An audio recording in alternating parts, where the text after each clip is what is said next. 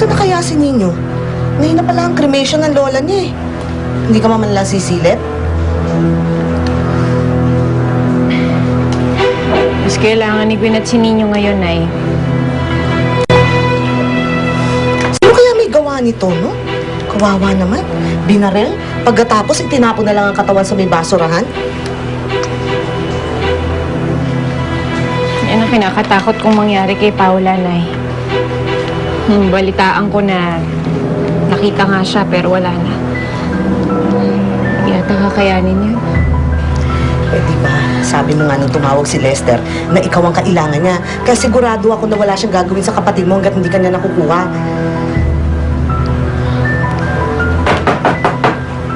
Ako na.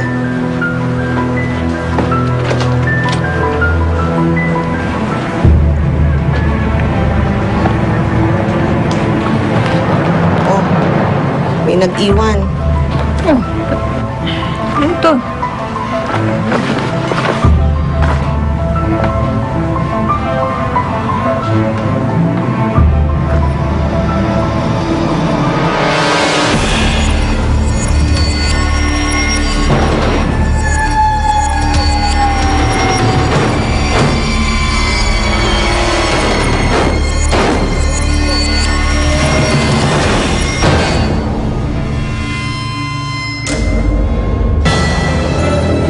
For the last time.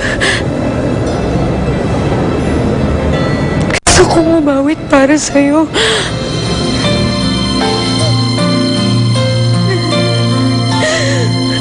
Malungkot ako, ngunit di makalap ang mga matay sa Salita na!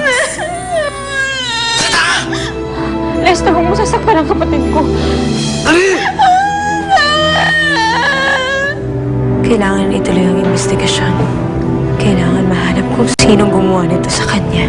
Hindi ako papayag na hindi mabigyan ng hustisya ang pagkamatay ng mommy ko. Kami po ang nag-iimbestiga sa pagkamatay ni Miss Cecil. Alam niyo po ba kung ano ang koneksyon ng ina niyo kay Lester? Tayong dalawa ang magtuos! Magkita tayo! Nax! Tapang mo na. Pero gusto ko yan. Hintayin mo tawag ko kung saan ka pupunta. Eh, pagising ko kasi kanina, wala na siya. Hindi naman sinabi ko saan pupunta. Tapos yung cellphone naman niya, iniwanan niya. Eh, nag-aalala ako eh. Sa totoo lang, dapat siya ang una namin sasabihan eh. Kaya lang, abala kasi siya sa ibang bagay. Paalam na lang ho natin sa kanya. Alam ko kasing nag-aalala rin yung kay Helen eh. Baka wala man si Paula, nandito na ako. Hindi kita iiwan dito. Hindi mo alam kung anong pwede gawin sa'yo ng hayop na yun. Hoy, hoy. Ingat naman kayo. Naririnig kayo ng hayop. Sige. Papayag ako. Kung papayag ka.